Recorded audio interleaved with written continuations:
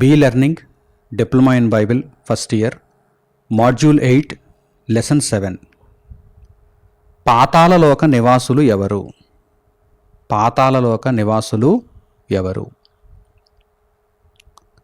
పాతాళలోకము యొక్క వివరమును గత పాఠ్యాంశంలో మనం నేర్చుకున్నాం. ఇక పాతాళలోకంలో ఉండిపోయేవారు ఎవరు? పాతాళలోకంలో ఉండిపోయేవారు ఎవరు? నివాస స్థలం అంటే అర్థం ఏంటి? పూర్తిగా ఇక అక్కడే ఉండిపోయేవారు అని అర్థం. పాతాళలోక నివాసులు ఎవరు? పాతాళము ఎవరి కొరకు తయారు చేయబడింది? అసలు పరలోకములో తండ్రి అయిన దేవుడున్నాడు, యేసుక్రీస్తు ప్రభు ఉన్నారు, పరిశుద్ధాత్ముడు ఉన్నారు, దేవదూతలు ఉన్నారు, నీతిమంతులైనటువంటి మనుషులు కూడా పరలోకమునకే వెళ్ళబోతున్నారు. భూలోకము ఎలాగూ తాత్కాలిక లోకము. భూలోకము మీద మనుషులు తాత్కాలికంగానే ఉంటారు. ఇంతకీ పాతాళలోకము ఎందుకొరకు తయారు చేయబడింది? పాతాళలోకమును దేవుడు ఎందుకు సిద్ధం చేసి ఉంచాడు? పాతాళలోకము మొట్టమొదట ఎవరి నిమిత్తము ఉద్దేశించబడిందంటే అపవాదికి, వానిని వెంబడించిన దురాత్మల సమూహమునకు ఉద్దేశించబడింది. ఆ తరువాత అపవాదిని వెంబడించినటువంటి దుష్టులైన మనుష్య ఆత్మలు కూడా పాతాళములో వేదనను అనుభవించడానికి నిర్ణయింపబడ్డారు. కనుక పాతాళలోక నివాసులు అనగానే అపవాది అయిన వాడు మొట్టమొదట మనకు కనిపిస్తాడు. కొంచెము కాలము ప్రస్తుతానికైతే వాడు విడిచిపెట్టబడి భూమి మీద ఉన్నాడు, అలాగే వాడిని వెంబడించిన దురాత్మల సమూహం కూడా.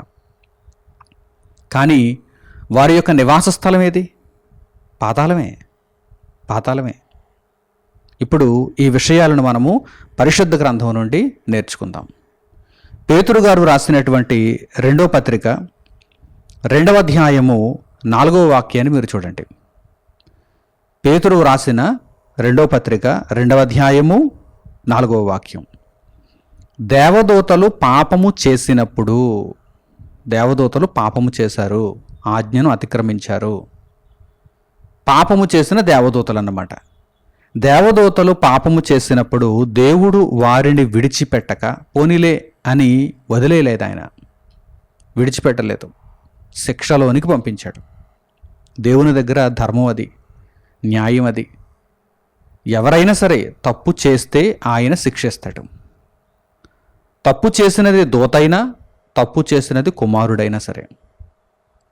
అందుచేతనే కదా మనుషులు పాపాత్ములుగా నిత్య నరకాగ్నికి తరలింపబడుతున్నారు. మనుషులు దేవునికి కుమారులు అయినప్పటికీ ఎందుకు వారు పాతాళమునకు పంపబడుతున్నారు? నిత్య వేదనను అనుభవించడానికి వెళ్ళిపోతున్నారు. వారు ఆజ్ఞను అతిక్రమించిన దానిని బట్టి, దేవుని మాటలను పట్టించుకొని దానిని బట్టి, దేవునికి ఎదురు తిరిగిన దానిని బట్టి.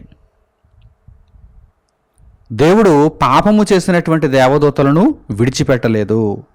వారు పాపము చేసినప్పుడు దేవుడు వారిని విడిచిపెట్టక పాతాళ లోకమందలి కటిక చీకటి గల బెలములలోనికి త్రోసి తీర్పుకు కావలిలో ఉంచబడుటకు వారిని అప్పగించెను. పాతాళమునకు దేవుడు పంపించాడు. పాతాళములో కూడా ఎక్కడికి పంపించాడు? నెమ్మది కలిగినటువంటి ప్రదేశానిక, నెమ్మది పొందే స్థలానిక కాదు, కటిక చీకటి గల బెలములలోనికి త్రోసేశాడు. అంటే వేదనలోనికి పంపించేశాడు, శిక్షలోనికి పంపించేశాడు. తీర్పుకు కావలిలో ఉండుటకు వారిని అప్పగించినట్టుగా ఇక్కడ వాక్య భాగంలో మనం చూస్తున్నాం. కనుక పాతాళలోక నివాసులు అనగానే ఎవరొస్తారు? మొదటి వరుసలో ఎవరొస్తారు? ఎవరి కొరకు పాతాళలోకములో ఈ వేదనకరమైనటువంటి స్థలము నిర్ణయింపబడింది? అసలు పాతాళలోకము ఎందుకు, ఎవరి నిమిత్తము? పాపము చేసినటువంటి దేవదూతలను శిక్షించుటకు దేవుడు పాతాళలోకమును నిర్ణయించాడు. పాపము చేసినటువంటి దేవదూతలు, అందులో అపవాది ఉన్నాడు, అందులో అపవాదిని వెంబడించిన దురాత్మల సమూహములు కూడా ఉన్నాయి. తర్వాత యెహెజ్కేలు గ్రంథము 26వ అధ్యాయము 19వ వాక్యాన్ని చూడండి. ఇక్కడ పాతాళలోకమునకు వెళ్ళిపోయేటువంటి వారిని గూర్చి ఒక అద్భుతమైనటువంటి వాక్య భాగం మనకు కనిపిస్తోంది. యెహెజ్కేలు గ్రంథము 26వ అధ్యాయము 19వ వాక్యాన్ని ఇప్పుడు మీరు జాగ్రత్తగా గమనించండి. ప్రభువైన యెహోవా సెలవిచ్చినదేమనగా, నివాసులు లేని పట్టణముల వలెనే నేను నిన్ను పాడు చేయునప్పుడు మహాసముద్రము నిన్ను ముంచినట్లుగా నీ మీదకి నేను అగాధ జలములను రప్పించదను. పురాతన కాలమందు పాతాళములోనికి దిగిపోయిన వారి యొద్ద నీవుండునట్లు నేను నిన్ను పడవేసి, నీవు జనము లేని దానవగుటకై పురాతన కాలములో పాడైన జనుల యొద్ద భూమి క్రిందనున్న స్థలములలో నీకు నివాసము నిర్ణయింతును. పాతాళములోనికి దిగిపోవు వారితో కూడా నిన్ను నివసింపజేసేదను అంటున్నాడు దేవుడు. ఈ మాటలన్నీ ఎవరిని గూర్చి? ఈ మాటలన్నీ కూడా ఎవరిని గూర్చి? చూడండి, మీరు అలా ఆ మాటలకు పై వాక్యాన్ని మీరు చూడగలిగితే, అనగా 26వ అధ్యాయము 15వ వాక్యం నుండి మీరు చూడగలిగితే, తూరును గూర్చి ప్రభువగు యెహోవా సెలవిచ్చినదేమనగా అని అక్కడ మనకు కనిపిస్తుంది. తూరు పట్టణాన్ని గూర్చి, అంటే దేవునిని ఎదిరించిన పట్టణం అది, భక్తిహీనులతో నిండిపోయిన పట్టణం అది, తమ వర్తకమే తమ వాణిజ్యమే గొప్పది అనుకుంటున్నటువంటి పట్టణం అది. నేల కలిపేస్తానంటున్నాడు దేవుడు. సముద్ర జలములు నిన్ను కప్పేస్తాయంటున్నాడు దేవుడు. ఎక్కడికి పంపించేస్తానంటున్నాడు? భక్తిహీనులను ఎక్కడికి పంపించేస్తానంటున్నాడు ఆయన? కేవలం తూరు పట్టణం మాత్రమే కాదు, అది బబులోనైనా లేకపోతే ఇంకా ఏదైనా అన్యజనుల పట్టణమైనా, ఏ భక్తిహీనుడైనా సరే, దేవునికి కానివాడు, దేవుని మార్గములో లేనివాడు, రక్షణను పొందనివాడు ఎవరైనా సరే, ఇదిగో ఇదే పరిస్థితిని ఎదుర్కోవాలి. దేవుడు ఏమని తెలియజేస్తున్నాడు? నిన్ను పాతాళమునకు పంపించేస్తాను, పాతాళములో నిన్ను నివసింపజేస్తాను అంటున్నాడు.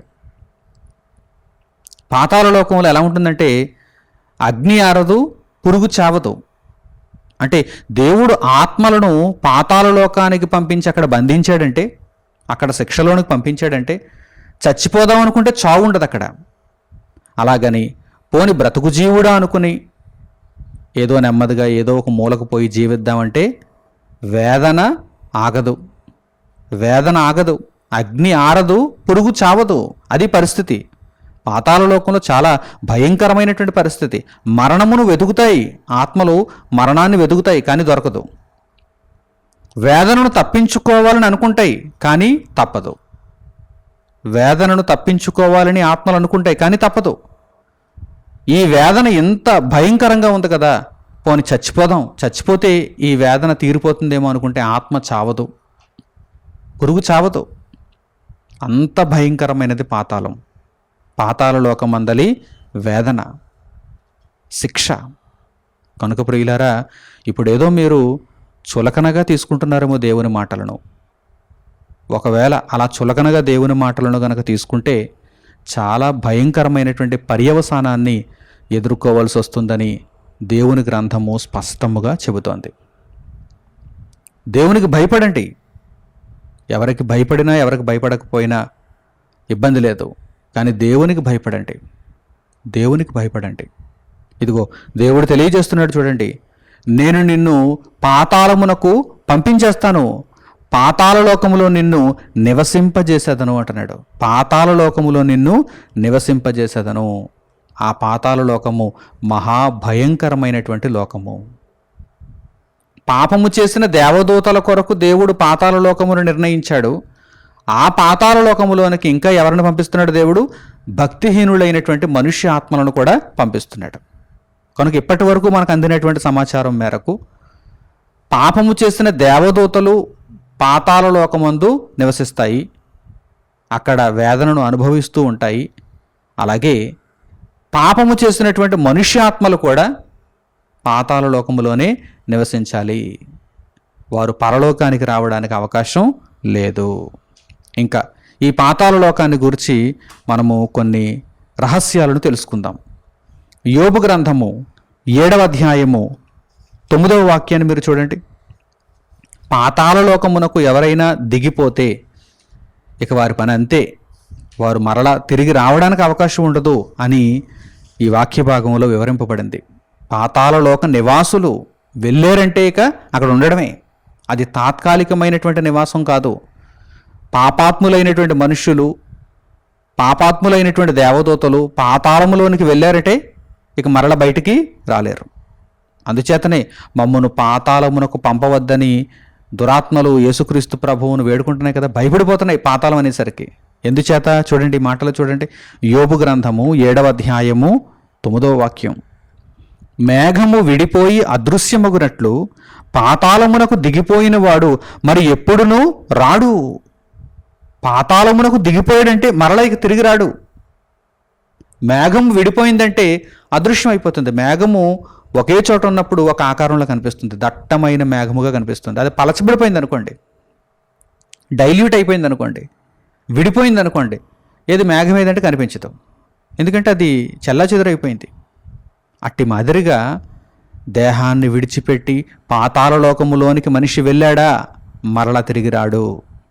పాతాళలోకము ఒక మనిషిని పట్టుకుందా, ఇక అతడు మరలా బయటికి రావడానికి వీలుండదు. పాపాత్ములైనటువంటి మనుషులు పాతాళలోకములోనికి వెళ్ళారంటే మరలా తిరిగి వచ్చేటువంటి అవకాశమే లేదు. అంత భయంకరమైనది ఆ లోకం. పాతాళలోక నివాసులుగా మార్చేసుకుంటుంది. పాతాళలోకములోనికి వచ్చినటువంటి వారిని పాపాత్ములైన మనుషులు కావచ్చు, పాపాత్ములైన దేవదూతలు కావచ్చు, వారిని తన నివాసులుగా మార్చేసుకుంటుంది. అంత భయంకరమైనది పాతాళము. ఇంకా చూద్దాం, కీర్తనల గ్రంథానికి మనం వెళదాం. 31వ కీర్తన 17వ వాక్యాన్ని మీరు చూడండి. 31వ కీర్తన 17వ వాక్యం. యెహోవా, నీకు మొర్రపెట్టి ఉన్నాను, నన్ను సిగ్గునందనీయకము. భక్తిహీనులు సిగ్గుపడుదురుగాక, పాతాళమునందు వారు మౌనులయ్యుందురుగాక. నేనైతే పాతాళమునకు వెళ్ళాలనుకోవటం లేదు తండ్రి, నేను పరమునకు పోయే జీవమార్గమును వెతుకుతున్నాను. ఇదిగో నన్ను సిగ్గునొందనీయకము అంటున్నాడు భక్తుడు. నన్ను సిగ్గునొందనీయకము. పాతాళలోకములోనికి వెళ్ళిపోయిన వారందరూ ఏమవుతారు? మౌనంగా ఉండిపోతారు. సిగ్గు. అయ్యయ్యో, భూమి మీద చక్కగా దేవుని వాక్యం ప్రకటింపబడింది, సువార్త నా చెవిన పడింది, నేను ప్రభువైన యేసుక్రీస్తును కేవలము హృదయముతో విశ్వసించి నేను ఒప్పుకొని ఆయనను రక్షకునిగా స్వీకరించి నా పాపములను విడిచిపెట్టుంటే ఉన్నతమైనటువంటి లోకాన్ని పొందేద్దును కదా. కానీ ఇప్పుడు ఆ రోజు నేను తప్పుగా బ్రతకడం చేత, దేవుడిచ్చినటువంటి ఆయుష్కాలంలో నేను దేవుని పట్టించుకోనందు చేత ఎంత ఘోరమైనటువంటి శిక్షను నేను అనుభవించాల్సి వస్తుందా అని చెప్పి వారు మౌనులైపోతున్నారు, సిగ్గునొందుతున్నారు. చూడండి, వ్రాయబడిన మాటలు చూడండి. భక్తిహీనులు సిగ్గుపడుదురుగాక. భక్తిహీనులు సిగ్గుపడిపోతున్నారు. పాతాళమునందు వారు మౌనులై ఉందురుగాక. Keep quiet. ఏం చేస్తారు ఇక? పాతాళమునందు ఇంకేం చేస్తారు? ఒకవైపు చూస్తే అగ్ని ఆరదు, మరోవైపు చూస్తే వీరి పురుగు చావదు. చాలా భయంకరమైనటువంటి వేదన.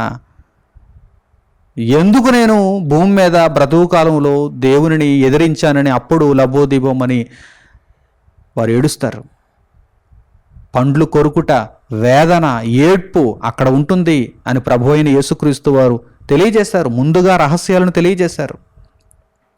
కనుక పాతాళలోక నివాసులు అంటే వారు సిగ్గుపడేవారు, వారు భక్తిహీనులు, వారు మౌనంగా ఉండిపోతారు, వారేం చేయలేరిక.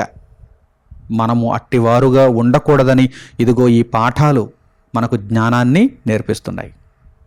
మీరు తలెత్తుకుని జీవించాలి, దేవుని కొరకు జీవించాలి, పైనున్న వాటి మీద మనస్సునుంచాలి, ఉన్నతమైనటువంటి లోకాన్ని స్వతంత్రించుకునేటట్టుగా యేసుక్రీస్తు ప్రభువునందు మీ బ్రతుకును మీరు కొనసాగించుకోవాలని దేవుని వాక్యము ద్వారా పరమతండ్రి మనలను హెచ్చరిస్తున్నాడు.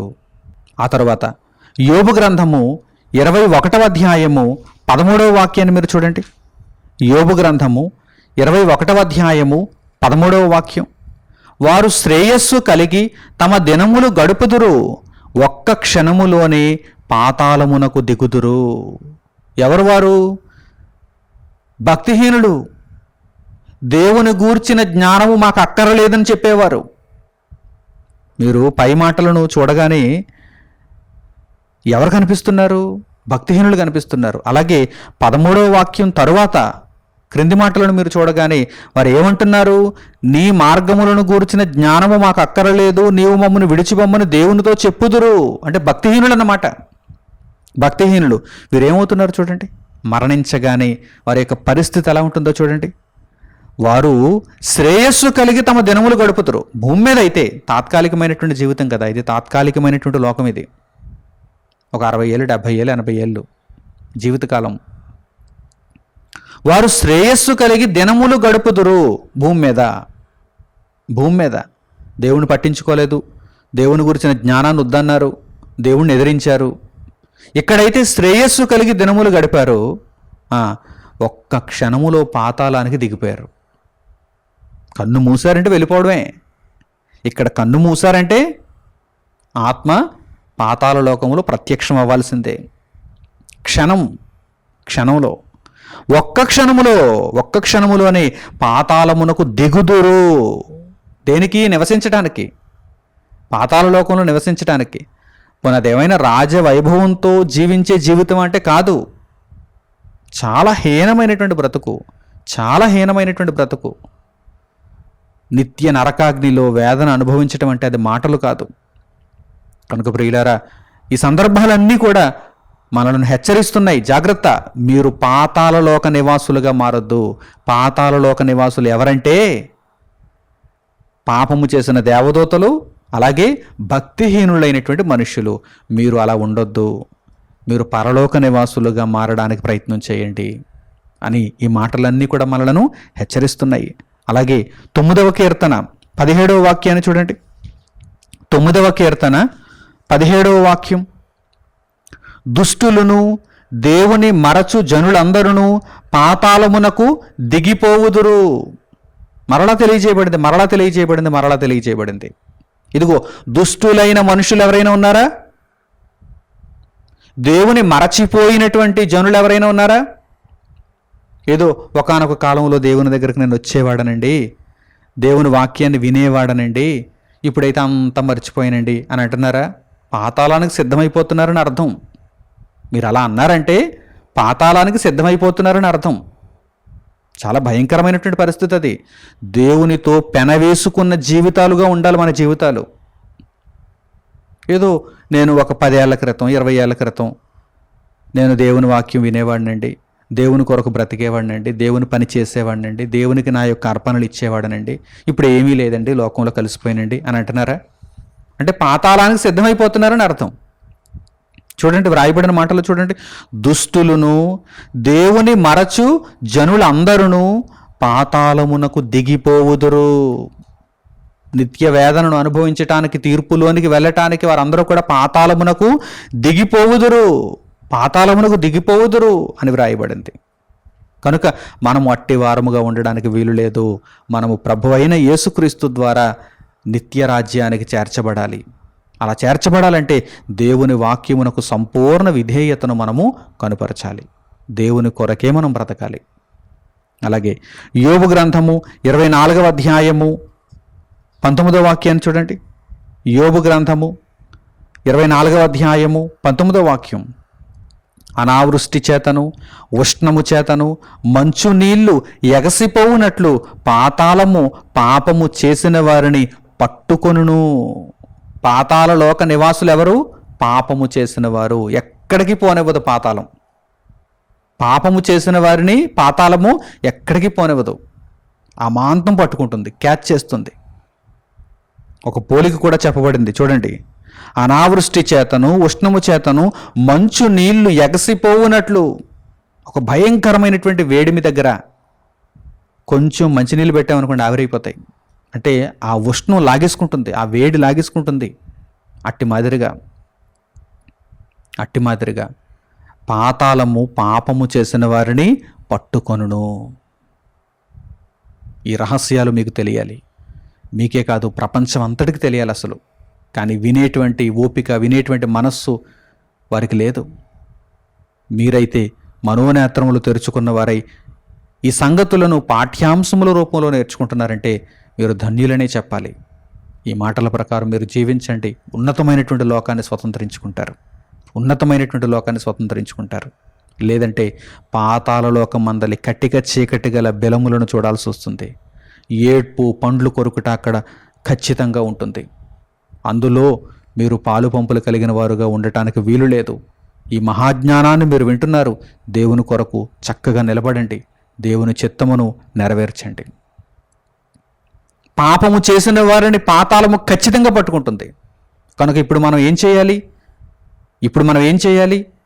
పాపక్షమాపణను పొందాలి, పుణ్యకార్యాలు చేయాలి, పవిత్ర కార్యాలు చేయాలి, సత్కార్యాలు చేయాలి, దేవుడు చెప్పినట్టుగా జీవించాలి. మనము పాపపు కార్యములలో ఉన్నామా? మనము పాపాత్ములుగానే మిగిలిపోయామా? పాతాళము పట్టుకుంటుంది. లేదు మనం పవిత్రులమా? పాతాళం మనలను పట్టుకోదు, పాతాళం మనలను బంధించదు.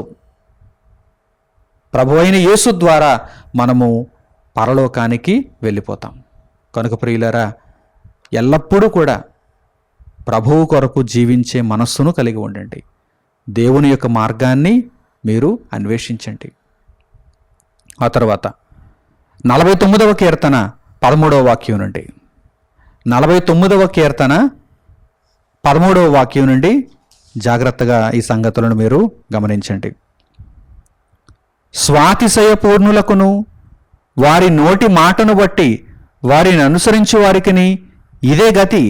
వారు పాతాళములో మందగా కూర్చబడుదురు, మరణము వారికి కాపరి అయ్యుండును. ఎవరు వీరు? స్వాతిశయ పూర్ణులు. అంటే స్వంత ఆలోచన, స్వంత ఇష్టం, దేవుని మాటను వినేటువంటి మనస్సే మనుషులలో లేదు.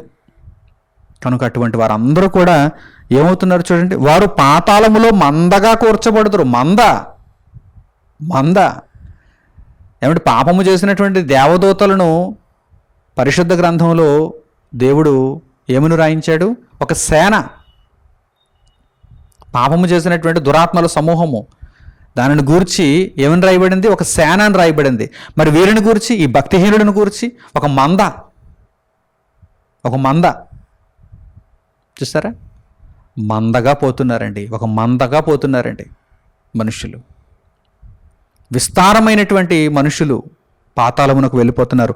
వారు పాతాళములో మందగా కూర్చబడుదురు, మరణము వారికి కాపరి అయ్యుండును. ఎంత దారుణమైన జీవితం అండి! అసలు నిత్య జీవం అనేది ఇక వారికి దొరకదన్నమాట, వారు చూడలేరన్నమాట.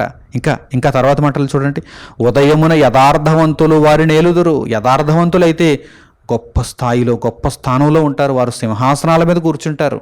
కానీ వీరైతే అనగా భక్తిహీనులైతే, పాపాత్ములైతే నిత్య వేదనను అనుభవిస్తూ ఉంటారు. వారి స్వరూపములు నివాసము లేనివై పాతాళములో క్షయమైపోవును. ఇక్కడేదో అందచందాలని చెప్పి, ఇక్కడేదో నాకు మంచి ఆరోగ్యము కలిగినటువంటి శరీరం ఉందని చెప్పి చాలా పొంగిపోతున్నారేమో. మీరు పాపము చేసిన వారుగా ఉంటే ఇక్కడ మీరు ఎంత అందచందాలు కలిగిన వారైనా సరే, పాతాళములో మీ యొక్క రూపం ఎలా ఉంటుందో తెలుసా? దారుణంగా ఉంటుంది. క్షయమైనటువంటి రూపము. అయితే ఈ భూమి మీద మీరు పైరూపాన్ని పట్టించుకోకుండా, దేహ సౌందర్యాన్ని గురించి మీరు పట్టించుకోకుండా, పరలోకానికి వెళ్ళాలి అని చెప్పి ప్రతిదానిని కూడా మీరు త్యాగం చేసుకుంటూ వెళితే, నిత్యత్వంలో అనగా పరలోక రాజ్యంలో మనము మహిమ దేహాన్ని ధరించుకున్న వారమై ఎంతో అందంగా కనిపిస్తాం. ఈరోజు లోకం అనుకుంటుంది, ఇదిగో శరీర సంబంధమైనటువంటి అందము లేక ఈ దేహము, కండలు తిరిగినటువంటి దేహము, ఇది చాలా గొప్పదనుకుంటుంది. పాపముతో నీవు ఉన్నప్పుడు, అపవాదిని వెంబడించుచున్నప్పుడు, ప్రభువైన యేసుక్రీస్తు రక్షణలో నీవు లేనప్పుడు, కన్ను మూస్తే నరకానికి నీవు పోతున్నప్పుడు నీ అందం దేనికి పనిచేస్తుంది? అసలు ఈ భూమి మీదనే నీ అందం కొన్నాళ్ళు ఉంటుందా? 20 ఏళ్ళప్పుడు ఉన్న అందం 30 ఏళ్ళప్పుడు ఉండదు. 30 ఏళ్ళప్పుడు ఉన్న అందం 40 ఏళ్ళప్పుడు ఉండదు. 40 ఏళ్ళప్పుడు ఉన్న అందం 50 ఏళ్ళప్పుడు ఉండదు. 50 ఏళ్ళప్పుడు ఉన్న అందం కనీసం ఆ అందం 60 ఏళ్ళప్పుడు ఉండదు. 60 ఏళ్ళప్పుడైనా ఉన్నటువంటి ఏదో కూస్తూ అందం 70 ఏళ్ళకు ఉండదు. మరణిస్తావు. మరణిస్తావు. పాతాళలోకమందు వారి దేహములు క్షయమైపోతాయి అని వ్రాయబడింది. ఇంత దారుణమైనటువంటి పరిస్థితి పాతాళంలో ఉంటుంది. ఇంకా చూడండి, దేవుడు నన్ను చేర్చుకొనును. మరి మనమైతే నీతిమంతులుగా బ్రతుకుతున్న మనం, భక్తిపరులుగా బ్రతుకుతున్నటువంటి మనం, యేసుక్రీస్తు ప్రభు యొక్క రక్షణను స్వీకరించినటువంటి మనం, ప్రభు మార్గంలో కొనసాగుతున్నటువంటి మనమైతే దేవుని వలన చేర్చుకోబడతాం. అంటే పరలోకం మన నివాసం. దేవుడు నన్ను చేర్చుకొనును, పాతాళ బలములో నుండి ఆయన నా ప్రాణమును విమోచించును. మనము మరణించిన తరువాత పాతాళలోకమందు నెమ్మది పొందేటువంటి స్థలానికి మనం వెళ్ళినా, పంపబడినా, అబ్రహాము రొమ్మున ఆనుకొనుటకు పంపబడినా, మరలా యేసుక్రీస్తు ప్రభువు రెండవ రాకడలో దేవుడు మనలను పాతాళలోకములో నుండి విడిపించేస్తాడు, విమోచించేస్తాడు. చూసారా, చక్కగా వ్రాయబడ్డాయండి దేవుని మాటలు. పాతాళ బలములో నుండి ఆయన నా ప్రాణమును విమోచించును. అలా దేవుడు మన ప్రాణాన్ని విమోచించేటట్టుగా ఈ భూమి మీద మనం బ్రతుకుండాలి. అది ఇక్కడ ముఖ్యమైనటువంటి విషయం. మనం దేవుని కొరకు ఇప్పుడు బ్రతికితే దేవుడు మనలను పాతాళ బలములో నుండి విడిపిస్తాడు.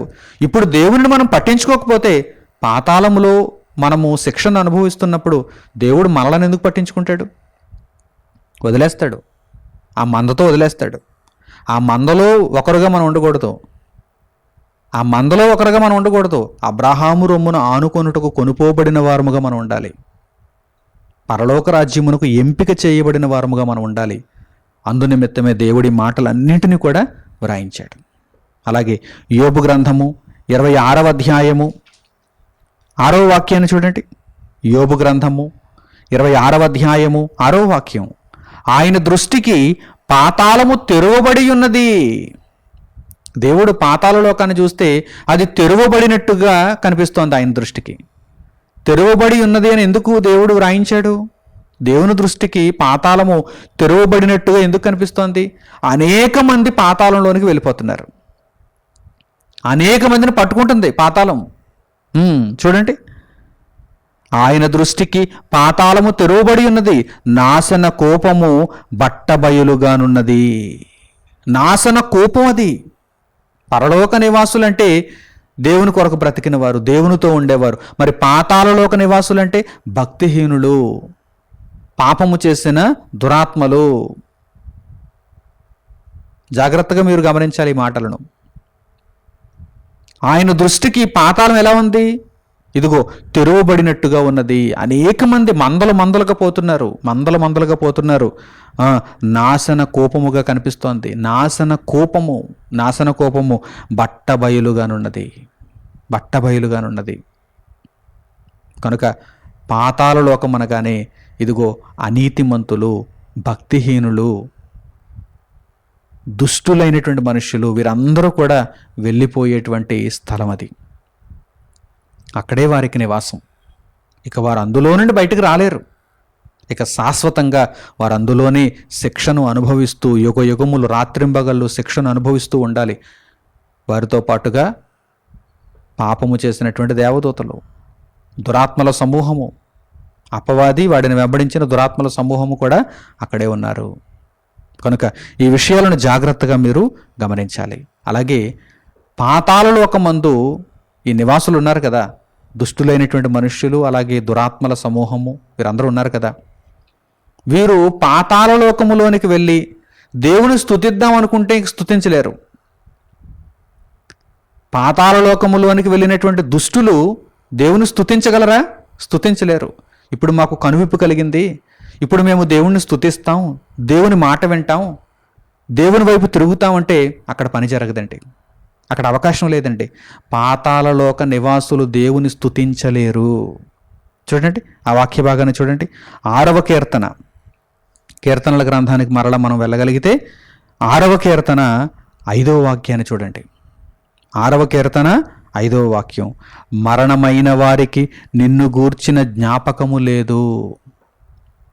భూమి మీద ఉండగానే మనము దేవుని యొక్క జ్ఞాపకాలలో ఉండడమైనా, మన జ్ఞాపకాలలో దేవుణ్ణి ఉంచుకోవడం అయినా భూమి మీద ఉండగానే భూమి మీదనే దేవుని కొరకు మనం బ్రతకాలి. భూమి మీదనే మనము దేవుణ్ణి స్తుతించే వారముగా ఉండాలి. భూమి మీదనే దేవునికి మహిమకరమైనటువంటి బ్రతుకులను చూపించే వారముగా ఉండాలి. మరణమైతే వారికి దేవుని గూర్చిన జ్ఞాపకమే లేదు. చూడండి, మరణమైన వారికి నిన్ను గూర్చిన జ్ఞాపకము లేదు. పాతాళములో ఎవరు నీకు కృతజ్ఞతాస్తుతులు చెల్లించుదురు? పాతాళలోకములో ఎవరు నీకు కృతజ్ఞతాస్తుతులు చెల్లించుదురు? అందుచేతనే దేవుని యొక్క చూపంతా కూడా ఎప్పుడు ఈ భూలోకంలో, భూమండలం మీద, మనుషుల మీద ఉంది. ఇదిగో బ్రతికి ఉన్నారు, వీరికి అవకాశం ఉంది, వీరు పరలోకాన్ని స్వతంత్రించుకుంటే బావున్ను, వీరికి సువార్త అందాలి, వీరు దేవుని యొక్క చిత్త ప్రకారం నడుచుకోవాలని దేవుడు చాలా ఆశతో ఉన్నాడండి. వీరికి అవకాశాలు ఉన్నాయి, వీరికి అవకాశాలు ఉన్నాయి. అవకాశాలు చేజారిపోయాయా అంటే మనము నిద్రావస్థలోనికి వెళ్ళిపోయామా, మరణించామా, ఇక అవకాశాలన్నీ కూడా మూసుకుపోతాయి. అవకాశాలన్నీ మూసుకుపోతాయి. అక్కడ మనము దేవుణ్ణి స్తుతించడానికి అవకాశమే లేదు. పాతాళమందు ఎవరు నీకు కృతజ్ఞతాస్తుతులు చెల్లించుదురు తండ్రి? ఎవ్వరూ చెల్లించలేరు అని కీర్తనాకారుడు ఇక్కడ పలుకుతున్నాడు. అలాగే యెషయా గ్రంథము 38వ అధ్యాయము 18వ వాక్యాన్ని చూడండి. ఇవే మాటలు మనకి ఇక్కడ మరలా కనిపిస్తున్నాయి. యెషయా గ్రంథము 38వ అధ్యాయము 18వ వాక్యం, పాతాళమున నీకు స్తుతి కలుగదు, మృతి నీకు కృతజ్ఞతాస్తుతి చెల్లింపదు. పాతాళమున నీకు స్తుతి కలుగదు. మరి ఎవరు స్తుతించగలరు తండ్రి నిన్ను? సజీవులే, భూమి మీద ఉన్నవారే, ఆయుష్లో ఉన్నవారే, శరీరమందు ఉన్నవారే. పాతాళములోనికి వెళ్ళిన వారైతే నిన్ను స్తుతించలేరు. పాతాళమున నీకు స్తుతి కలుగదు, మృతి నీకు కృతజ్ఞతాస్తుతి చెల్లింపదు. సమాధిలోనికి దిగువారు నీ సత్యమును ఆశ్రయించరు. సమాధిలోనికి దిగిపోయారనుకో, వారు నీ సత్యమును ఆశ్రయించరు. ఎవరైనా నీ సత్యమును వెంబడించాలంటే, నీ సత్యమును ఆశ్రయించాలంటే వారు సజీవులై ఉండాలి, వారు శరీరంలో ఉండాలి, వారు బ్రతికిన వారుగా ఉండాలి. లేదు, పాతాళ లోకానికి వెళ్ళిపోయారా, ఇక వారు నిన్ను స్తుతించలేరు తండ్రి, నీ కొరకు వారు బ్రతకలేరు తండ్రి, నీ సత్యమును వారు ఆశ్రయించలేరు తండ్రి అని భక్తుడు ఇక్కడ తెలియజేస్తున్నాడు. చూసారా? కనుక భూమి మీద ఉండగా మనము రక్షణ, భక్తి, నీతి ఈ అవకాశాలను అందిపుచ్చుకోవాలి. దేవుడు తన ప్రేమ చేత, అపారమైన కృపచేత ఈ అవకాశాలను మన ముందు ఉంచాడు. కనుక వీటన్నింటినీ కూడా మనం జాగ్రత్తగా కాపాడుకోవాలి. విశ్వాసమందు స్థిరంగా ఉండాలి, నిరీక్షణను కాపాడుకోవాలి, రక్షణలో మనము స్థిరముగా కొనసాగాలి. పాతాళమునకు వెళ్ళిపోయారా, అక్కడ దేవునికి స్తుతి చేద్దాం, లేకపోతే అక్కడ సత్యమును ఆశ్రయిద్దాం అని అనుకుంటే అది కుదరని పని అని పరిశుద్ధ గ్రంథం స్పష్టంగా తెలియజేస్తుంది. అలాగే ప్రసంగి గ్రంథము 9వ అధ్యాయము 10వ వాక్యాన్ని చూడండి. పాతాళమున మనము ఏ పని చేయలేము, అక్కడ అసలు తెలివి ఉండదు, ఉపాయం ఉండదు, జ్ఞానం ఉండదు అని జ్ఞాని తెలియజేస్తున్నాడు, ప్రసంగి తెలియజేస్తున్నాడు. చూడండి, ప్రసంగి గ్రంథము 9వ అధ్యాయము 10వ వాక్యం, చేయుటకు నీ చేతికి వచ్చిన ఏ పనినైనను నీ శక్తి లోపము లేకుండా చేయుము. చేయుటకు నీ చేతికి వచ్చిన ఏ పనినైనను నీ శక్తి లోపము లేకుండా చేయుము. అవిధేయతగా ఉండొద్దు, ఎదురు తిరిగేవాడవుగా, ఎదురు తిరిగేదానవుగా ఉండొద్దు. దేవుని విషయంలో నీవు జాగ్రత్తగా ఉండాలి, ఆసక్తితో ఉండాలి. నిన్ను నీవే ప్రేరేపించుకోవాలి, దేవుని కొరకు నేను ఉన్నతంగా బ్రతకాలి అని నిన్ను నీవే ఉత్సాహపరుచుకోవాలి. ఎందుకంటే ఇది జీవిత కాలం.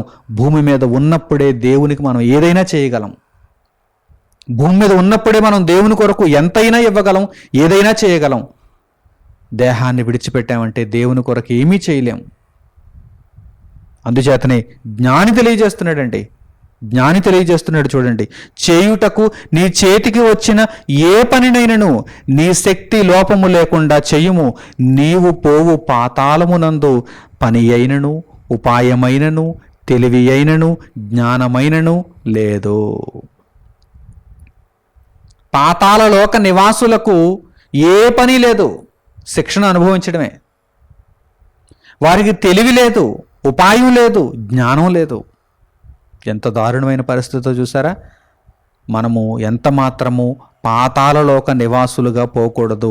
చేయుటకు మన చేతికి వచ్చినటువంటి ప్రతి సత్కార్యమును జాగ్రత్తగా మనం పూర్తి చేసుకుంటూ తండ్రిని సంతోషపెట్టేవారముగా ఉండాలి. పరలోకానికి అర్హులుగా మనం మారిపోవాలి.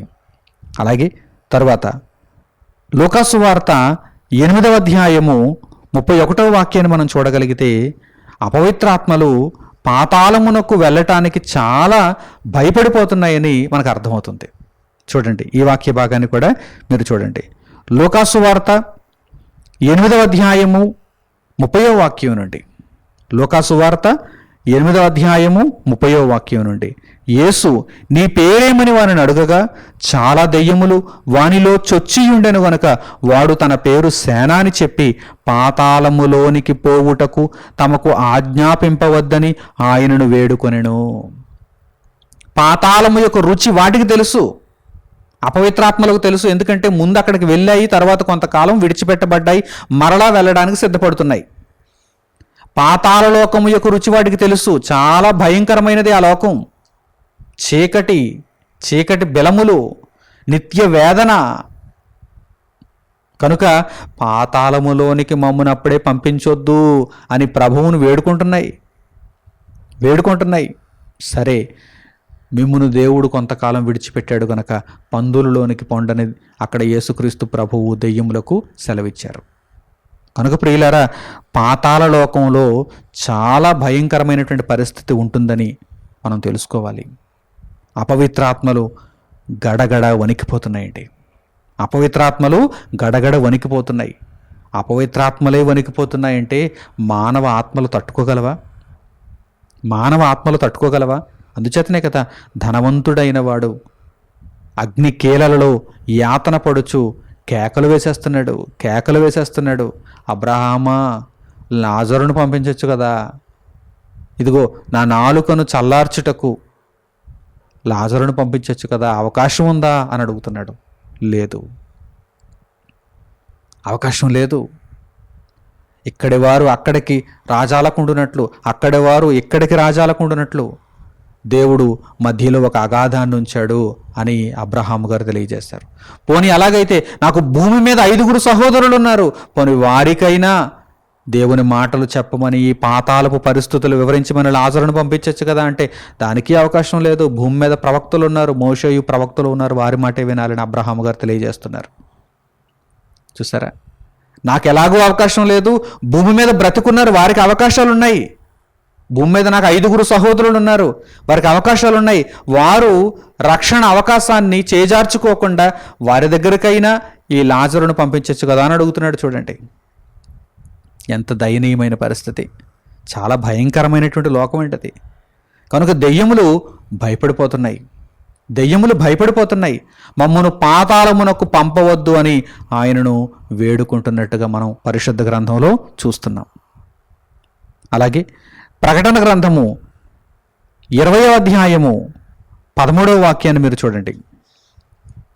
ప్రకటన గ్రంథము 20వ అధ్యాయము 13వ వాక్యాన్ని మీరు చూడగలిగితే ఇక్కడ పాతాళ లోకములోనికి వెళ్ళేటువంటి వారిని గూర్చి తెలియచేయబడింది.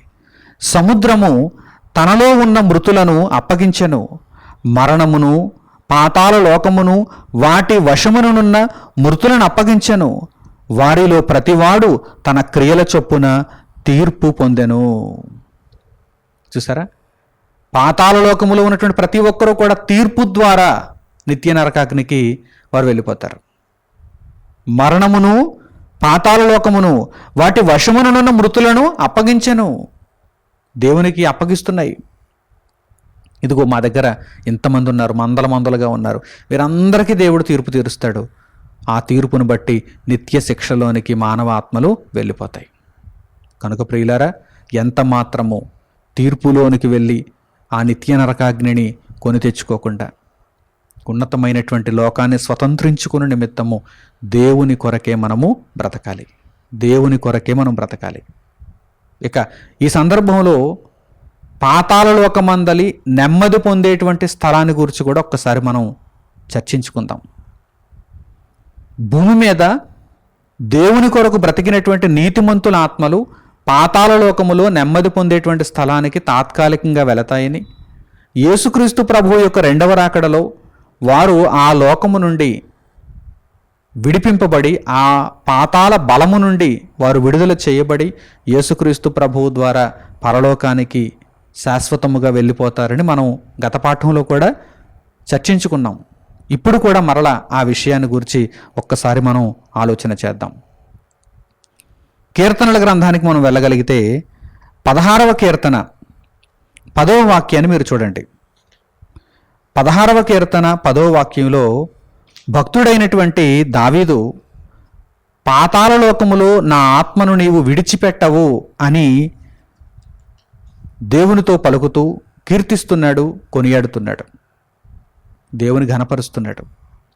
చూడండి 16వ కీర్తన 10వ వాక్యం, ఎందుకనగా నీవు నా ఆత్మను పాతాళములో విడిచిపెట్టవు, నీ పరిశుద్ధుని కుళ్ళు పట్టనీయవు.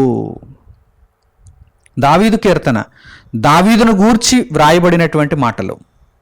ఏమంటున్నాడు దావీదు? నీవు నా ఆత్మను పాతాళములో విడిచిపెట్టవు అంటే ఇప్పుడు ఎక్కడున్నాడు దావీదు? ఎక్కడున్నాడు దావీదు? మరణించి ఆత్మగా ఎక్కడున్నాడు? పరలోకంలో ఉన్నాడా, లేకపోతే పాతాళ లోకమందు నెమ్మది పొందే స్థలంలో ఉన్నాడా? పాతాళ లోకమందు నెమ్మది పొందే స్థలంలోనే ఉన్నాడు. అందుచేతను ఏమంటున్నాడు? నీవు నా ఆత్మను పాతాళములో విడిచిపెట్టవు, నీ పరిశుద్ధుని కుళ్ళు పట్టనీయవు. అంటే మిగిలినటువంటి భక్తిహీనుల వలె నీవు నన్ను ఆ జాబితాలోనికి చేర్చవు, తీర్పులోనికి పంపించవు. నన్ను ప్రభువు ద్వారా, నీ కుమారుడైన యేసుక్రీస్తు ప్రభువు ద్వారా నీ రాజ్యానికి చేర్చుకుంటావు అని నిరీక్షణతో ఎదురు చూస్తున్నాడు. ఎందుకంటే ప్రభువు రాకడ జరగాలి కదా మరలా. వారందరూ శాశ్వతముగా పరలోకాన్ని స్వతంత్రించుకోవాలంటే ప్రభువు రెండవ రాకడ జరగాలి. అప్పటి వరకు వారందరూ కూడా అక్కడే నెమ్మదిలో ఉండాలి, విశ్రాంతిలో ఉండాలి. ఇది ఒక ఉదాహరణ. అలాగే ఈ విషయాన్ని గురించి అపోస్తలుల కార్యములలో కూడా మనం చూడగలం. అపోస్తలుల కార్యములు 2వ అధ్యాయము 27వ వాక్యం నుండి మీరు జాగ్రత్తగా గమనించండి. పేతురు గారు పెంతుకొస్తను పండుగ దినమున సువార్తను ప్రకటిస్తూ ఈ విషయాన్ని ఆయన ప్రస్తావించారు. చూడండి అపోస్తలుల కార్యములు 2వ అధ్యాయము 27వ వాక్యం నుండి, నీవు నా ఆత్మను పాతాళములో విడిచిపెట్టవు, నీ పరిశుద్ధుని కుళ్ళు పట్టనీయవు, నాకు జీవమార్గములు తెలిపితివి, నీ దర్శనమును అనుగ్రహించి నన్ను ఉల్లాసముతో నింపెదవు. దావీదు ఇక్కడ ఏమంటున్నాడు? ఇదిగో నీ దర్శనమును అనుగ్రహించి నన్ను ఉల్లాసముతో నింపెదవు అంటున్నాడు. దావీదు ఇంకా పరలోకానికి ఎక్కిపోలేదు. అందుచేతనే మీరు ఈ మాటలను తెలుసుకోవటానికి చూడండి 2వ అధ్యాయము 34వ వాక్యం నుండి మీరు చూడండి. అపోస్తలుల కార్యములు 2వ అధ్యాయము 34వ వాక్యం నుండి, దావీదు పరలోకమునకు ఎక్కిపోలేదు అని వ్రాయబడింది. చాలామంది దేవుని జ్ఞానము తెలియక ఏమనుకుంటారంటే మరణించినటువంటి నీతిమంతులు వెంటనే పరలోకానికి వెళ్ళిపోతున్నారు అనుకుంటారు. లేదు లేదు, అందరినీ కూడా, హేబెలు మొదలుకొని మరణించిన నీతిమంతులు అందరినీ కూడా దేవుడు పాతాళ లోకములో అనగా 3వ లోకములో నెమ్మది పొందేటువంటి స్థలము దగ్గర ఉంచాడు. అక్కడే ఉన్నాడు దావీదు కూడా, అక్కడే ఉన్నాడు అబ్రహాం కూడా, అక్కడే ఉన్నాడు లాజరు కూడా, అక్కడే ఉన్నారు నీతిమంతులైనటువంటి ఆత్మలందరూ కూడా. మీరు ఆలోచన చేస్తున్నారా? దావీదు పరలోకమునకు ఎక్కిపోలేదు. మరి దావీదు ఎటువంటి నిరీక్షణతో ఉన్నాడు చూడండి. అయితే అతడు ఇట్లనెను, నేను నీ శత్రువులను నీ పాదముల క్రింద పాదపీఠముగా ఉంచు వరకు నీవు నా కుడిపార్శ్వమున కూర్చుండమని ప్రభువు నా ప్రభువుతో చెప్పెను. దానికి ఒక సమయం ఉంది. పరలోకానికి ఎక్కిపోవడానికి ఒక సమయం ఉంది. ఏమిటా సమయం? నీ శత్రువులను నీ పాదముల క్రింద పాదపీఠముగా చేయు వరకు నీవు నా కుడిపార్శ్వమున కూర్చుండమని ప్రభువు నా ప్రభువుతో చెప్పానంటే యేసుక్రీస్తు ప్రభువుతో దేవుడు ఈ విధంగా చెప్పాను. ఇప్పుడు యేసుక్రీస్తు ప్రభు వారు ఎక్కడున్నారు? తండ్రి అయిన దేవుని కుడిపార్శ్వమున ఉన్నారు. ఆయన యొక్క పాదముల క్రింద పాదపీఠముగా శత్రువు చేయబడు వరకు, అంటే ఈ భూమి మీద దేవుని పిల్లలు శత్రువును పూర్తిగా ఓడించేటంత వరకు దేవుని సంకల్పం ఇలాగే కొనసాగుతుంది. అయితే ఎప్పుడైతే అపవాది అయిన వాడు యేసుక్రీస్తు ప్రభు యొక్క పాదముల క్రింద పాదపీఠంగా చేయబడ్డాడో, అంటే ఈ భూమి మీద వాడు ఓడించబడ్డాడో, మనందరి చేత ఎప్పుడైతే వాడు ఓడించబడ్డాడో అప్పుడు తండ్రి అయిన దేవుడు యేసుక్రీస్తు ప్రభువును మరలా రెండవసారి పంపిస్తాడు. పంపించినప్పుడు నీతిమంతులైనటువంటి వారందరూ కూడా, మరణించినటువంటి నీతిమంతుల ఆత్మలన్నీ కూడా నెమ్మది పొందే స్థలములో నుండి, పాతాళ లోకమందలి నెమ్మది పొందే స్థలములో నుండి వచ్చేస్తారు. ఆ పాతాళ బలములో నుండి దేవుడు వారిని అందరినీ కూడా విడిపించేస్తాడు. అలాగే అప్పటికి భూమి మీద జీవించి ఉన్నటువంటి కొంతమంది ఉంటారు నీతిమంతులు. వారిని వీరిని వారి వారి వరుసలో, అంటే ఎవరు ముందు మరణిస్తే వారు ముందుంటారు, వారి వారి వరుసలో యేసుక్రీస్తు ప్రభువు అందరినీ కూడా ఒక రాజ్యముగా తండ్రి అయిన దేవుడున్నటువంటి పరలోకానికి తీసుకుని వెళ్ళిపోతారు. ఇక పాతాళ లోకమందలి ఉండిపోయినటువంటి భక్తిహీనులైనటువంటి మనుష్యాత్మలు అక్కడే ఉండిపోతారు, నిత్య వేదనలోనికి వెళ్ళిపోతారు తీర్పు ద్వారా. అలాగే యేసుక్రీస్తు ప్రభువు యొక్క రెండవ రాకడ సమయములో భూమి మీద ఉన్నటువంటి భక్తిహీనులు ఉంటారు కదా, వారు కూడా నిత్య నరకాగ్నికి పాతాళ లోకములోనికి పంపించబడతారు. అలాగే యేసుక్రీస్తు ప్రభు పాదముల క్రింద పాదపీఠముగా చేయబడినటువంటి అపవాది, వాడిని వెంబడించిన దురాత్మల సమూహం అంతా కూడా పాతాళ లోకమునకు నిత్య శిక్షకు పంపబడతారు. ఖాళీ అయిపోయిందేంటి? భూలోకం. దావీదు మరియు మిగిలినటువంటి నీతిమంతుల ఆత్మలందరూ కూడా యేసుక్రీస్తు ప్రభువు ద్వారా పరలోకానికి వెళతారు. ఇదే విషయాన్ని ఇక్కడ పేతురు గారు మాట్లాడారు, ఆ విషయాన్ని ఇక్కడ చర్చించారు. ఈ విషయాన్ని అందరూ కూడా జాగ్రత్తగా అర్థం చేసుకోవాలి. ఎందుకంటే బయట చాలా తప్పుడు బోధలు ఉన్నాయి, ఈ విషయంలో చాలా తప్పుడు బోధలు ఉన్నాయి. నరకంలో సువార్త జరుగుతుందని ఒక తప్పుడు బోధ ఉంది, నరకంలో సువార్త జరుగుతుందని ఒక తప్పుడు బోధ ఉంది. అంటే వాక్యాన్ని సరిగ్గా వారు అర్థం చేసుకోలేదు, వాక్యాన్ని వారు సరిగ్గా అర్థం చేసుకోలేదు. అలాగే మరికొంతమంది ఏమంటుంటారు, నీతిమంతులు చనిపోగానే పరలోకానికి వెళ్ళిపోతారు, హనోకు వెళ్ళిపోయాడు, మోషే వెళ్ళిపోయాడు, ఇటువంటి బోధలు కూడా చేస్తూ ఉంటారు. లేదు లేదు, ఇదిగో దేవుని వాక్యంలో స్పష్టంగా ఉంది, స్పష్టంగా ఉంది. మరణించినటువంటి నీతిమంతులు అందరూ కూడా పాతాళ లోకమందలి నెమ్మది పొందే స్థలంలో ఉన్నారు. దేవుని వాక్యం కొంత అచ్చట వ్రాయబడింది, కొంత ఇచ్చట వ్రాయబడింది, మనం క్రోడీకరించుకోవాలి. అంతా కూడా ఒకే చోట దేవుడు పాయింట్ వైజ్గా రాసి మనకి ఇస్తాడా? ఎందుకు ఇవ్వడు అలాగా? మనం పరిశోధించాలి, మనం పరిశోధించాలని ఆయన కోరుకుంటున్నాడు. కానీ అంతా కూడా గ్రంథంలోనే ఉంచాడు, బయట పుస్తకాల జోలికి వెళ్ళవలసిన అవసరం లేదు. అలాగే మన శక్తికి మించి మనము పాటుపడవలసిన అవసరం లేదు. చక్కగా మనము దేవుని ఎడల భయభక్తులు కలిగి ఉంటే ఆయనే మన మనస్సు తెరుస్తాడు, మనకి జ్ఞానాన్ని అనుగ్రహిస్తాడు. కనుక ఈ విషయాలన్నింటినీ కూడా జాగ్రత్తగా మీరు తెలుసుకోవాలి. అలాగే యోబు గ్రంథము 14వ అధ్యాయము 13వ వాక్యాన్ని మీరు చూడండి. ఈ సందర్భాన్ని అనుసరించి యోబు గ్రంథము 14వ అధ్యాయము 13వ వాక్యాన్ని చూడండి. ఏమని రాయబడింది ఇక్కడ? జాగ్రత్తగా మీరు గమనించండి. నీవు పాతాళములో నన్ను దాచిన ఎడల ఎంతో మేలు. దేవుడు నీతిమంతుల ఆత్మలందరినీ కూడా పాతాళములో దాచిపెడుతున్నాడు. అంటే ఎక్కడ? నెమ్మది పొందే స్థలంలో. అబ్రహాము గారు ఎక్కడున్నారో, లాజర్ ఎక్కడున్నాడో అక్కడ. ఇక్కడ భక్తుడు కోరుకుంటున్నాడు చూడండి, నీవు నన్ను పాతాళములో దాచిన ఎడల ఎంతో మేలు. పాతాళములో నన్ను దాచిన ఎడల ఎంతో మేలు. నీ కోపము చల్లారు వరకు నన్ను చాటును నుంచిన ఎడల ఎంతో మేలు. నీ కోపము చల్లారు వరకు అంటే ప్రభువు పాదముల క్రింద అపవాది అయిన వాడు పాదపీఠముగా చేయబడేటంత వరకు నన్ను దాచిన ఎడల ఎంతో మేలు. నాకు ఇంత కాలమని నీవు నియమించి తరువాత నన్ను జ్ఞాపకము చేసుకొనవలనని నేనెంతో కోరుచున్నాను. నాకు ఒక కాలాన్ని నిర్ణయించు తండ్రి, ఆ తర్వాత నన్ను జ్ఞాపకం చేసుకో తండ్రి, ఆ పాతాళము యొక్క బలము నుండి నన్ను విడిపించు తండ్రి అని భక్తుడు ఇక్కడ కోరుకుంటున్నాడు. ఇదే కోరిక మనలో ఉండాలి. తండ్రి, నీ కోపము చల్లారు వరకు నన్ను దాచిపెట్టే తండ్రి, పాతాళములో దాచిపెట్టే. నేను మరణమైన తర్వాత పాతాళంలో దాచిపెట్టే. అయితే నేను భూమి మీద ఉన్నంత వరకు నీ కొరకే బ్రతుకుతాను, రక్షణలో కొనసాగుతాను, ప్రభువును నా రక్షకునిగా నేను అంగీకరించి ప్రభువు కొరకే జీవిస్తాను అని చెప్పి మరణించిన తర్వాత పాతాళమందు నెమ్మది పొందే స్థలములో దేవుని చేత దాచిపెట్టబడి ప్రభు యొక్క రెండవ రాకడలో మనము పరలోకానికి స్వీకరింపబడటం అనేదే దేవుని సంకల్పము. ఈ సంకల్పంలో మనం అందరం కూడా పాలిభాగస్తులం అవ్వాలి. ఈ దేవుని సంకల్పంలో మనం అందరం కూడా పాలిభాగస్తులం అవ్వాలి.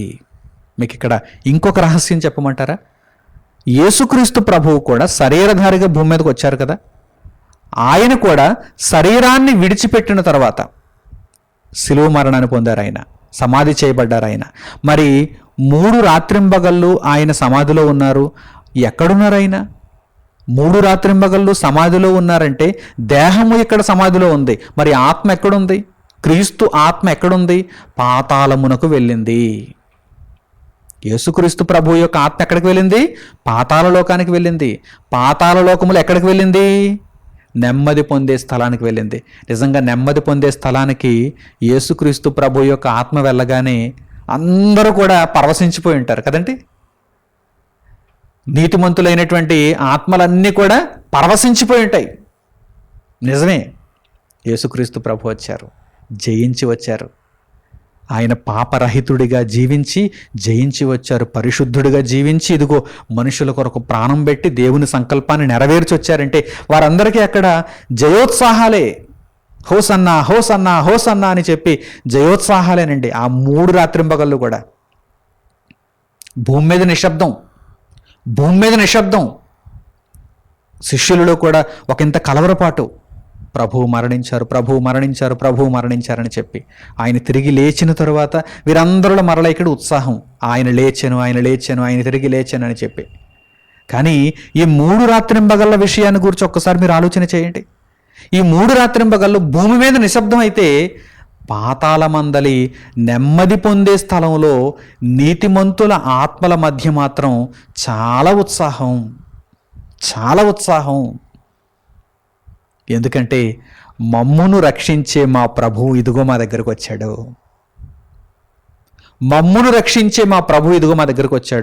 అలాగే యేసుక్రీస్తు ప్రభువు యొక్క ఆత్మ 3 రాత్రింబగళ్ళు పాతాళమందలి నెమ్మది పొందే స్థలంలో ఉండి మరలా తిరిగి వెళ్ళినప్పుడు కూడా వారికి ఎంతో ఆనందం. ఎందుచేత? మేము కూడా ఇదిగో ఈ విధంగానే ఈ పాతాళమందలి నెమ్మది పొందే స్థలం నుండి విడిపింపబడతాము. ఇదిగో ప్రభువు ప్రథమ ఫలము. ఆయన వెళ్ళారు. ఆయన వెళ్ళగా మేము వెళ్ళమా? మేము కూడా వెళ్తాం అని నీతిమంతుల ఆత్మలందరూ కూడా చాలా సంతోషించారండి. ఇప్పుడు మనం కూడా ఈ మాటలు వింటుంటే మరి మీకు ఎలా ఉందో నాకు తెలియదు, కానీ నాకైతే చాలా సంతోషంగా ఉంది. యేసుక్రీస్తు ప్రభు మరణమును జయించి తిరిగి లేచారు. నేను కూడా అలాగే జయించి తిరిగి లేస్తాను. నా ప్రభువులో నేనున్నప్పుడు, నా ప్రభువు కొరకు నేను బ్రతుకుతున్నప్పుడు, ఇదిగో ప్రభువు మరణించి తిరిగి లేచినప్పుడు నేను కూడా మరణించి తిరిగి లేస్తాను. నా ప్రభువు నందు తిరిగి లేస్తాను. ఈ గొప్ప నిరీక్షణ మనందరిలో ఉండాలి. ఇదిగో ఇప్పుడు ఈ వాక్య భాగాన్ని మీరు చూడండి. అద్భుతమైనటువంటి ఈ వాక్య భాగం అండి. అపొస్తలుల కార్యములు 2వ అధ్యాయము 29వ వాక్యం నుండి చూడండి. అపొస్తలుల కార్యములు 2వ అధ్యాయము 29వ వాక్యం నుండి. సహోదరులారా, మూల పురుషుడగు దావీదును గూర్చి మీతో నేను ధారాళముగా మాట్లాడవచ్చును. పేతురు గారు యూదుల మధ్య ఈ మాటలను తెలియజేస్తున్నారు కనుక, యూదులకు అప్పటికే దావీదు గారిని గూర్చి తెలుసు కనుక, మనం మూల పురుషుడైనటువంటి దావీదును గూర్చి మీతో నేను ధారాళంగా మాట్లాడవచ్చును అని పేతురు గారు సువార్తను ప్రకటిస్తూ ఏమంటున్నారు చూడండి. అతడు చనిపోయి సమాధి చేయబడెను. ఎవరు? దావీదు. పితరుడైనటువంటి దావీదు చనిపోయి సమాధి చేయబడెను. అతని సమాధి నేటి వరకు మన మధ్య ఉన్నది. దావీదు యొక్క సమాధి నేటి వరకు మన మధ్య ఉన్నది. అతడు ప్రవక్తయ్యి ఉండెను గనుక అతని గర్భములో నుండి అతని సింహాసనము మీద ఒకని కూర్చుండబెట్టుదును అని దేవుడు తనతో ప్రమాణపూర్వకముగా ఒట్టు పెట్టుకొనిన సంగతి అతడెరిగి. దావీదు ముందుగా ఈ విషయాన్ని తెలుసుకున్నాడు. ఏ విషయం అంటే, నా గర్భంలో నుండే నా వంశంలో నుండే దేవుని కుమారుడు శరీరధారిగా భూమి మీదకి వస్తాడు. ఆయన రాజ్యము తరతరములు ఉంటుంది, నిత్య రాజ్యం ఆయనది, ఆయన మహాచక్రవర్తి. యేసుక్రీస్తు ప్రభువును గూర్చి అతడు మాట్లాడుతూ, అతడు పరిశుద్ధాత్మ ప్రేరణతో ముందుగా ఎరిగి ఏమంటున్నాడు చూడండి, అతడు ఏమంటున్నాడు చూడండి, క్రీస్తు పాతాళములో విడువబడలేదనియు. యేసుక్రీస్తు ప్రభువు పాతాళానికి వెళ్ళారా అని కొంతమంది ఆశ్చర్యపోతుంటారు ఈ మాటలు విన్నప్పుడు. యేసుక్రీస్తు ప్రభువు పాతాళానికి వెళ్ళారా? వెళ్ళారు. పాతాళములో ఎక్కడికి వెళ్ళారు? వేదనకరమైనటువంటి స్థలంలోనికి వెళ్ళలేదు, అగాధంలోనికి వెళ్ళలేదు. ఎక్కడికి వెళ్ళారు? నెమ్మది పొందే స్థలానికి వెళ్ళారు. దానినే పరదైసు అని కూడా అంటారు. పరలోకము వేరు, పరదైసు వేరు. పరదైసు అంటే అర్థం ఏమిటి? తాత్కాలికంగా నీతిమంతులు నెమ్మది పొందుచున్నటువంటి ప్రాంతమును పరదైసు అంటారు. మరలా చెబుతున్నాను వినండి. తాత్కాలికముగా నీతిమంతులైనటువంటి ఆత్మలు విశ్రాంతిని పొందుచున్నటువంటి ప్రాంతమును పరదైసు అంటారు. మరి పరలోకం అంటే శాశ్వతముగా దేవునిని నివాస స్థలముగా కలిగి ఉండి నీతిమంతులైనటువంటి ఆత్మలందరూ యేసుక్రీస్తు ప్రభువుతో, తండ్రి అయిన దేవునితో, పరిశుద్ధాత్మతో, దేవదూతలందరితో ఉండేటువంటి లోకాన్ని పరలోకం అంటారు. పరదైసు పరలోకం ఒకటి కాదు. ప్రాంతాన్ని బట్టి మనం చూస్తే పరదైసు ఇదిగో పాతాళములో ఉన్నది, పరలోకము మొదటి లోకము. క్రీస్తు పాతాళములోనికి వెళ్ళాడు, కానీ అక్కడ విడిచిపెట్టబడలేదు. క్రీస్తు పాతాళములో విడిచిపెట్టబడలేదు. జాగ్రత్తగా చూడండి. క్రీస్తు పాతాళములో విడువబడలేదనియు ఆయన శరీరము కుళ్ళిపోలేదనియు దావీదు ముందుగా తెలుసుకొని ఆయన పునరుత్థానమును గూర్చి చెప్పాను. దావీదుకు ముందే తెలుసు, పరిశుద్ధాత్మను బట్టి ముందే తెలుసు. ఇదిగో దేవుని కుమారుడు వస్తాడు, ఆయన మనుషులందరి కొరకు ప్రాణం పెడతాడు, చనిపోతాడు, సమాధి చేయబడతాడు, ఆయన ఆత్మ పాతాళ మందులి నెమ్మది పొందే స్థలానికి వెళుతుంది, తిరిగి ఆయన 3వ దినమున లేపబడతాడు. ఆయన 3వ దినమున లేపబడ్డాడంటే నేను కూడా లేపబడతాను అనేటువంటి ఒక నిరీక్షణతో దావీదు ఉన్నాడు. ఆ నిరీక్షణతోనే అబ్రహాం ఉన్నాడు, ఆ నిరీక్షణతోనే లాజరు ఉన్నాడు, ఆ నిరీక్షణతోనే నీతిమంతులైనటువంటి ఆత్మలందరూ ఉన్నారు. ఆ నిరీక్షణతోనే మనం కూడా ఉండాలి. క్రీస్తు పాతాళములో విడువబడలేదు, నేను కూడా పాతాళములో విడువబడను అనేటువంటి నిరీక్షణతో మనం జీవించాలి. అతను ముందుగా తెలుసుకున్నాడు, దావీదు ముందుగా తెలుసుకున్నాడు. కనుక క్రీస్తు పునరుత్థానం మీద చక్కని అవగాహనను కలిగి ఉన్నాడు. కనుక ఈ యేసును దేవుడు లేపెను అంటే పునరుత్థానమును యేసుక్రీస్తు ప్రభువారు పొందారు. పాతాళ లోకపు బలము నుండి యేసుక్రీస్తు ప్రభువును దేవుడు లేపెను. ఈ యేసును దేవుడు లేపెను. దీనికి మేమందరము సాక్షులము. ఇదిగో 3వ దినమున మేమందరం తిరిగి చూసాం అని పేతురు గారు, మిగిలినటువంటి శిష్యులు చెబుతున్నారు. మేమందరం సాక్షులం. యేసుక్రీస్తు ప్రభువు తిరిగి లేచారనడానికి మేమందరం సాక్షులం. కాగా ఆయన దేవుని కుడి పార్శ్వమునకు హెచ్చింపబడి పరిశుద్ధాత్మను గూర్చిన వాగ్దానమును తండ్రి వలన పొంది మీరు చూచుచూ వినుచునున్న దీనిని కుమ్మరించి ఉన్నాడు. ఇదిగో ఆయన వెళ్ళాడు, పరిశుద్ధాత్మను అనుగ్రహించాడు. మనం అందరం కూడా దేవుని పనులలో ముందుకు కొనసాగిపోదాం. మారు మనసు నుండి పశ్చాత్తాపడి పాపక్షమాపణ నుండి యేసుక్రీస్తు ప్రభువును రక్షకునిగా అంగీకరించి దేవుని రాజ్యంలో చేర్చబడదాం అని పేతురు గారు అక్కడ సువార్తను ప్రకటిస్తున్నారు. అప్పుడు ఆ మాటలు విన్నవారు అందరూ కూడా ఏమంటున్నారు? ఆ మాటలు విన్నవారు, మారు మనసు నొందిన వారు ఏమంటున్నారు? ఇంచుమించు 3,000 మంది ఏమంటున్నారు? అయ్యలారా, మేము ఇప్పుడు ఏం చేయాలి? మా పరిస్థితి ఏంటి? ఆ పాతాళ మందలి నిత్య వేదనను తప్పించుకోవాలంటే మేము ఏం చేయాలి అని పేతురుని అడుగుతున్నప్పుడు చూడండి ఏం జరిగిందో చూడండి. అపోస్తలుల కార్యములు 2వ అధ్యాయము 37వ వాక్యం నుండి. అపోస్తలుల కార్యములు 2వ అధ్యాయము 37వ వాక్యం నుండి. వారు ఈ మాట విని హృదయంలో నొచ్చుకున్నారు. ఈ మాటలన్నీ విన్న తర్వాత క్రింద ఫుట్నోట్లో చూడండి, మూల భాషలో పొడవబడి హృదయంలో పొడవబడ్డారు. నిజంగా ఈ మాటలను హృదయపూర్వకంగా వింటే, అంగీకరిస్తే ప్రతి ఒక్కరూ కూడా హృదయమందు పొడవబడతారు. ఎందుకు ఈ తుచ్చమైనటువంటి బ్రతుకును నేను కలిగి ఉండాలి? దేవుని కొరకు ఉన్నతంగా నేను జీవిద్దాం, దేవుని చిత్తాన్ని నెరవేరుద్దాం. ఇంత చిన్న బ్రతుకులో నేను తప్పు చేస్తే, నేను పొరబడితే, నేను దేవుని మార్గమును విడిచి వెళ్ళిపోతే భయంకరమైనటువంటి శిక్ష నా కొరకు ఎదురు చూస్తున్నది కనుక నేను ఈ తప్పు చేయకూడదు, ఈ పాపంలో నేను పడిపోకూడదు, దేవుని కొరకు నేను చక్కగా జీవిద్దాం అనేటువంటి మంచి నిర్ణయం మనం తీసుకుంటాం కదా. హృదయంలో పొడుగు పడతాం. చూడండి, వారు ఈ మాట విని హృదయములో నొచ్చుకొని, సహోదరులారా మేమేమి చేతుమని పేతురును కడమ అపోస్తలులను అడగగా, పేతురు, మీరు మారు మనస్సు పొంది పాపక్షమాపణ నిమిత్తము ప్రతివాడు యేసుక్రీస్తు నామమున బాప్తిస్మము పొందడి, అప్పుడు మీరు పరిశుద్ధాత్మ అను వరము పొందుదురు. ఈ వాగ్దానము మీకును మీ పిల్లలకును దూరస్తులందరికీ అనగా ప్రభువైన మన దేవుడు తన యొద్దకు పిలిచిన వారికి అందరికీ చెందునని వారితో చెప్పెను. ఇంకను అనేక విధములైన మాటలతో సాక్ష్యమిచ్చి మీరు మూర్ఖులకు ఈ తరము వారికి వేరై రక్షణ పొందుడని వారిని హెచ్చరించెను. మూర్ఖులకు ఈ తరము వారికి వేరైపోండి, వారితో కలిసి మందలో మీరు కొట్టుకుని పోవద్దు, వేరైపోండి, రక్షణ పొందండి అని వారిని హెచ్చరించెను. బ్రతిమిలాడడం కాదు సువార్త అంటే, హెచ్చరిక. సువార్త అంటే హెచ్చరిక. నమ్మి బాప్తిస్మము పొందినవాడు రక్షింపబడును, నమ్మని వానికి శిక్ష విధింపబడును. హెచ్చరిక. బ్రతిమిలాడాలి లేవు ఇక్కడ. ఎందుకు బ్రతిమిలాడాలి? నీ వలన నేను లాభం సంపాదించుకోవాలి అనుకుంటే బ్రతిమిలాడాలి. నీ వలన నాకు లాభం అక్కరలేదు, నీ రక్షణను దేవుడు కోరుకుంటున్నాడు, నీకు చెప్పమన్న దానిని నేను ప్రకటిస్తున్నాను అని మనము సువార్తను వెదజల్లుతున్నప్పుడు హెచ్చరించాలి. అధికారముతో కూడిన బోధ.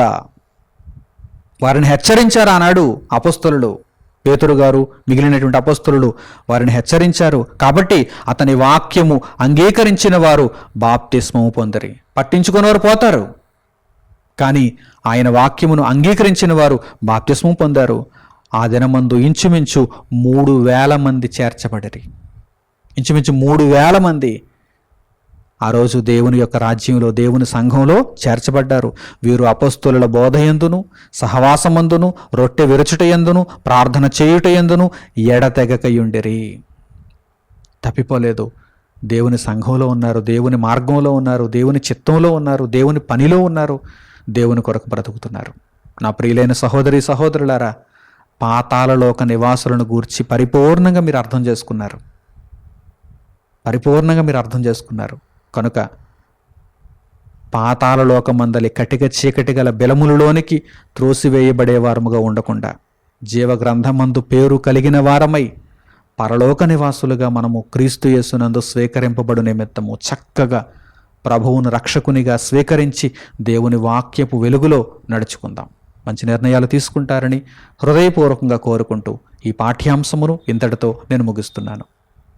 మన తండ్రి అయిన దేవుని ప్రేమ, మన రక్షకుడైన యేసుక్రీస్తు వారి కృప, పరిశుద్ధాత్ముని అన్యోన్య సహవాసము మనందరికీ సదాకాలము తోడై మనలను నడిపించునుగాక. ఆమేన్. తండ్రి అయిన దేవునికి ప్రార్థనలో ఏకీభవించండి.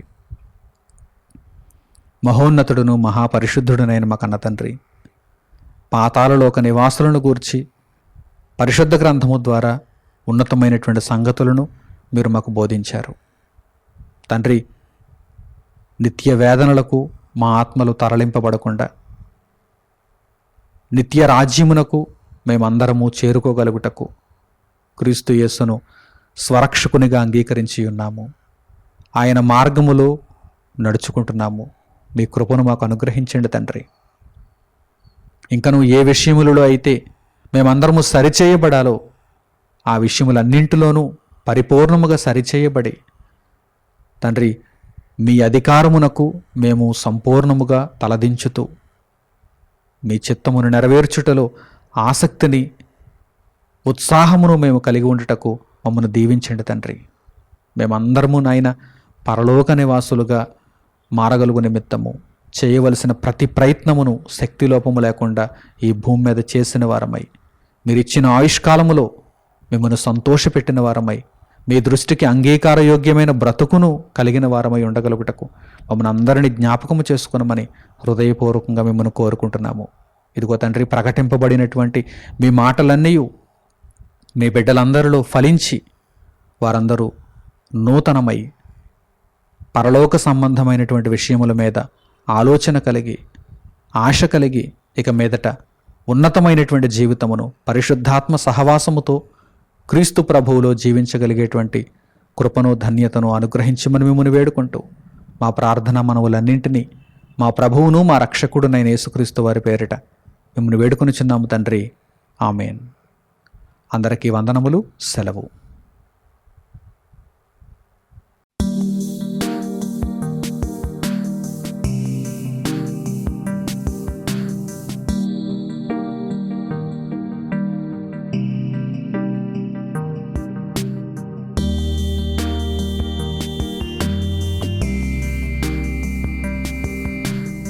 సహోదరులు మణికుమార్ గారు ప్రసంగించిన ఎన్నో ఆత్మ సంబంధమైన సంగతులను ఉచితముగా వీక్షించుటకు మా యూట్యూబ్ ఛానల్స్ ను తప్పక దర్శించండి.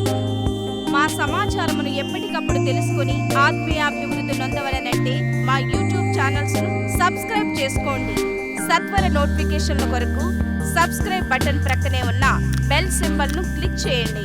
మరిన్ని వివరములకు మీరు సంప్రదించవలసిన మా ఫోన్ నెంబర్స్ 8978414178 మరియు 8333927666. ధన్యవాదములు. ఈ కార్యక్రమమును అనేక మందికి పరిచయం చేయగలరని ఆశిస్తున్నాము. ప్రభువైన యేసుక్రీస్తు పేరిట మీకు శుభములు.